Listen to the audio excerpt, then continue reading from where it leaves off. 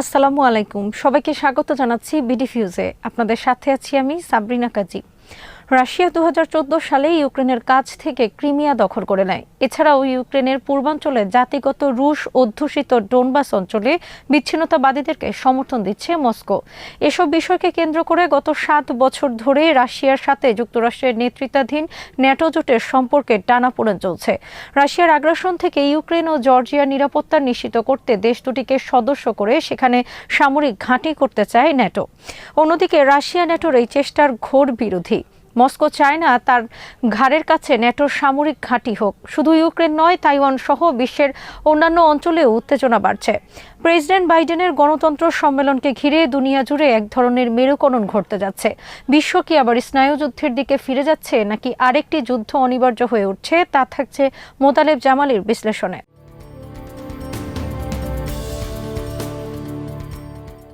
Russia হুঁশিয়ারি উচ্চারণ করে বলেছে, ন্যাটো পূর্ব দিকে অগ্রসর হয়ে ইউক্রেন ও জর্জিয়াকে সংস্থার সদস্য করার চেষ্টা করলে সেটা হবে রেড লাইন ক্রস করা, যা হবে একটি বিপজ্জনক চেষ্টা। অন্যদিকে রাশিয়াকে হুঁশিয়ার করে দিয়ে যুক্তরাষ্ট্র ও ন্যাটো বলেছে, মস্কো ইউক্রেনে আগ্রাসন চালালে এর পরিণাম হবে ভয়াবহ। অনেক পর্যবেক্ষক বলছেন, ন্যাটো ও রাশিয়ার মধ্যে সম্পর্কের এই টানাপোড়েন দিন দিন বিপজ্জনক চেহারা নিচ্ছে।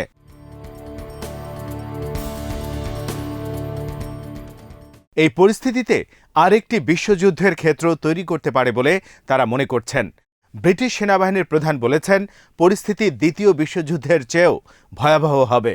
উত্তেজনা প্রশমনে রুশ পররাষ্ট্রমন্ত্রী সার্গেই ল্যাভরভ ও মার্কিন পররাষ্ট্রমন্ত্রী অ্যান্টনি ব্লিংকেনের মধ্যে ডিসেম্বরের শুরুতে সুইডেনের রাজধানী স্টকহোমে বৈঠক হয়েছে। বৈঠকে রাশিয়া ইউরোপের নিরাপত্তা নিয়ে একটি নতুন প্রস্তাব দেয়, যার মূল কথা হচ্ছে ন্যাটো জোটকে ইউরোপের পূর্বাঞ্চলে নতুন করে কোনো দেশকে সদস্য করার চেষ্টা বন্ধ করতে হবে।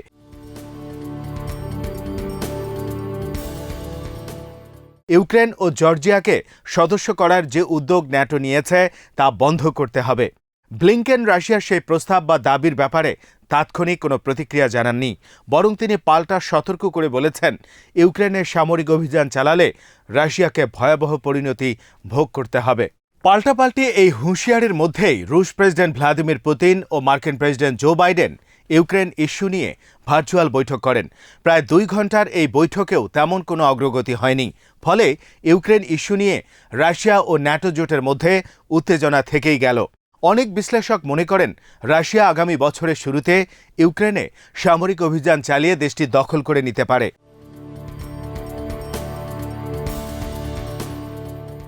শুধু ইউক্রেন ইস্যু বা পূর্ব ইউরোপে নয়, তাইওয়ান সহ বিশ্বের অন্যান্য অঞ্চলে উত্তেজনা বেড়েই চলেছে। বিশ্বে অস্থিতিশীল পরিস্থিতি বাড়ছে। ইতিহাসবিদ নিয়েল ফার্গুসন এবছরের শুরুর দিকে বলেছেন, আফগানিস্তান থেকে যুক্তরাষ্ট্রের সেনা প্রত্যাহারকে 1920 ও 1930-এর দশকে ব্রিটিশ সাম্রাজ্যের সংকোচনের সাথে তুলনা করা যায়।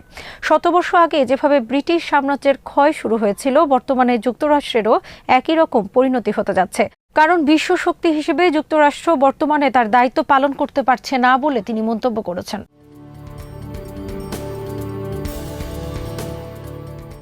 ইতিহাসবিদ নিয়েল ফার্গুসন বলেছেন, 20 শতাব্দীর শুরুর দিকে ব্রিটিশ সাম্রাজ্যের ক্ষমতা ও প্রভাব সংকুচিত হতে থাকে। অন্যদিকে নতুন শক্তি হিসেবে উত্থান ঘটতে থাকে জার্মানি ও জাপানের। নতুন এই পরিস্থিতির ফলে সেই সময়ের বিশ্ব ব্যবস্থা ভেঙে পড়ে। এর পরিণতিতে ঘটে 2টো বিশ্বযুদ্ধ।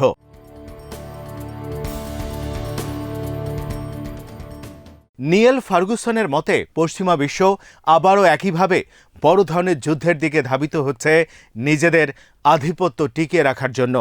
আফগানিস্তান থেকে যুক্তরাষ্ট্র ও ন্যাটো জোটের সৈন্য প্রত্যাহারের মধ্য দিয়ে যে দুর্বলতা ফুটে উঠেছে, সেটা ঢাকতে চাইছে যে কোনো উপায়ে। এজন্য ইউক্রেন ইস্যুকে তারা বেছে নিতে চাইছেন বলে ফার্গুসন মনে করেন। এছাড়াও এর সাথে যুক্ত হয়েছে উগ্র জাতীয়তাবাদ। 19 শতাব্দীর শেষের দিকে ইউরোপের ঔপনিবেশিক শ্বেতাঙ্গ আধিপত্যবাদী শক্তি বিশ্বে নিজেদের প্রভাব টিকিয়ে রাখার জন্য যুদ্ধসহ সব ধরনের উপায় অবলম্বন করেছিল। পশ্চিমাদের এই চেতনায় 20 শতাব্দীর মাঝামাঝি সময়ে তাদেরকে যুদ্ধের দিকে ঠেলে দিয়েছিল। পশ্চিমাদের মধ্যে সে ধরনের চেতনাই আবার ফিরে আসছে বলে মনে করেন নিয়েল ফার্গুসন।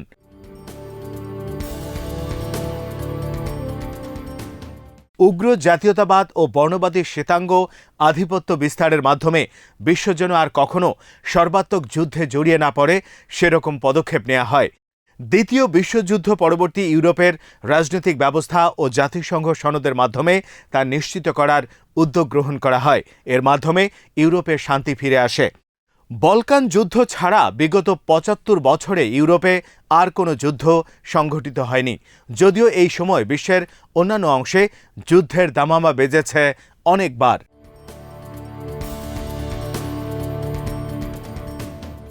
সাম্প্রতিক বছরগুলোতে যুক্তরাষ্ট্র এবং ইউরোপের পূর্ব ও মধ্যাঞ্চলের দেশগুলোতে উগ্র ডানপন্থী দল ও ব্যক্তিরা ক্ষমতায় আসছে। তাদের মধ্যে বিংশ শতাব্দীর সেই সংঘাতের চেতনা নতুন করে জাগ্রত হচ্ছে। ইউরোপে অভিবাসন প্রত্যাশীদের নিয়ে সম্প্রতি পোল্যান্ড বেলারুশ সীমান্তে উত্তেজনা এবং ইউক্রেন নিয়ে রাশিয়া ও ন্যাটো জোটের মধ্যে সৃষ্ট উত্তেজনা ১০০ বছর আগের সেই পরিস্থিতিকেই ফিরিয়ে আনছে বলে অনেক বিশ্লেষক মনে করেন। আর এই দৃশ্যপটে নতুন করে যুক্ত হচ্ছে যুক্তরাজ্য ও ইসরায়েলের মতো দেশও।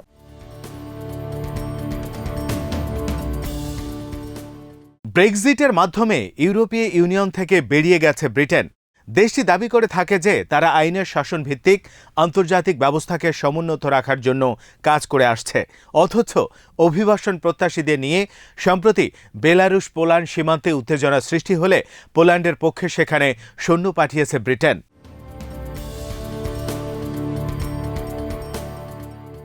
পোল্যান্ড ও হাঙ্গেরিতে বর্তমানে কট্টর জাতীয়তাবাদী দল ক্ষমতায় রয়েছে। ব্রিটেন এই দুটি দেশের সরকারের পক্ষে অবস্থান নিয়েছে। ইসরায়েলের সাথেও আগের চেয়ে আরও বেশি ঘনিষ্ঠ সম্পর্ক গড়ে তুলেছে ব্রিটেন। বর্তমানে ইউরোপের উগ্র ডানপন্থী জাতীয়তাবাদী সরকারগুলোর সাথে অত্যন্ত ঘনিষ্ঠ সম্পর্ক গড়ে তুলেছে ইসরায়েল। এসব দেশের সাথে ইসরায়েলের বন্ধুত্বের সম্পর্কের পাশাপাশি ঘনিষ্ঠ সামরিক সম্পর্ক রয়েছে। বিশ্বে বর্তমানে উগ্র ডানপন্থী সরকার ও দলগুলোর যে নতুন একটি চক্র গড়ে উঠেছে, ইসরায়েল সেই চক্রের গুরুত্বপূর্ণ একটি সদস্য দেশ।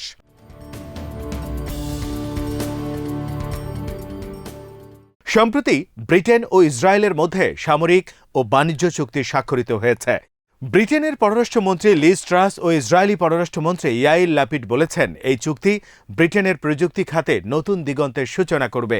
কিন্তু গবেষণা প্রতিষ্ঠান আরব ব্রিটিশ আন্ডারস্ট্যান্ডিং এর পরিচালক ক্রিস ডোয়েল বলেছেন, ইসরায়েলকে ব্রিটেনের প্রযুক্তি খাতে যুক্ত করাটা হবে লন্ডনের জন্য একটি বড় ভুল পদক্ষেপ। ইসরায়েল বিভিন্ন মহাদেশের অনেক রাষ্ট্রের কাছে অস্ত্র ও নজরদারি সরঞ্জাম বিক্রি করে থাকে। এর বিনিময়ে এসব দেশের কাছ থেকে ইসরায়েল রাজনৈতিক অঙ্গীকার আদায় করে থাকে। প্রাথমিকভাবে এসব প্রতিশ্রুতির মধ্যে থাকে ইসরায়েলের ভাষায় ফিলিস্তিনি সন্ত্রাসবাদের বিরুদ্ধে তেল আবিবের পদক্ষেপকে সমর্থন করা, ফিলিস্তিনি ভূখণ্ডে স্থায়ীভাবে দখলকে সমর্থন দিয়ে যাওয়া, ইহুদি বিদ্বেষী কোনো কার্যক্রমকে সমর্থন না করা ইত্যাদি।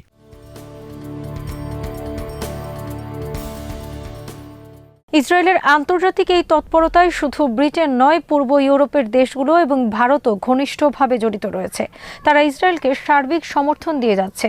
ব্রেক্সিট এবং ২০১৯ সালের নির্বাচনের পর থেকে ইসরায়েলের সাথে ব্রিটেনের সামরিক সম্পর্ক জোরদার হয়েছে। দেশটি তার সেনাবাহিনীর জন্য ইসরায়েলের কাছ থেকে ১৩,৭০,০০,০০০ মার্কিন ডলারের বিভিন্ন ধরনের সামরিক সরঞ্জাম কিনেছে।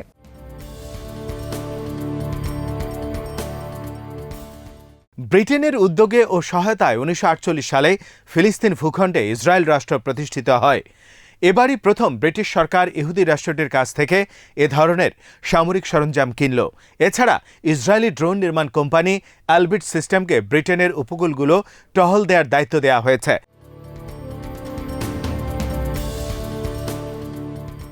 মধ্যপ্রাচ্যের দেশগুলোতে পশ্চিমাদের সমর্থিত যুদ্ধ ও অবরোধ আরোপেও বারবার সমর্থন দিয়ে আসছে ব্রিটেন, যা সবসময় ইসরায়েলের পক্ষেই গেছে। ইউরোপের দেশগুলোতে ইসলাম ও মুসলিম বিদ্বেষী মনোভাব ক্রমেই বাড়ছে।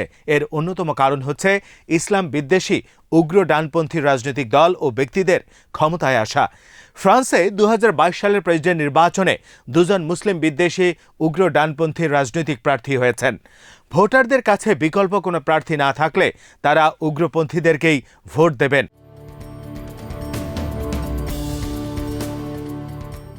ফ্রান্সের মতো ইউরোপের অন্য দেশগুলোতেও উগ্র জাতীয়তাবাদী ও ইসলাম বিদ্বেষী দল ও রাজনীতিকদের প্রভাব বাড়ছে। এভাবে ইউরোপ আরও বেশি চরমপন্থা ও অসহিষ্ণুতার দিকে ধাবিত হচ্ছে। এর মাধ্যমে ইউরোপে ধীরে ধীরে দ্বিতীয় বিশ্বযুদ্ধ পূর্ব পরিস্থিতি আবার ফিরে আসছে বলে বিশ্লেষকরা মনে করছেন।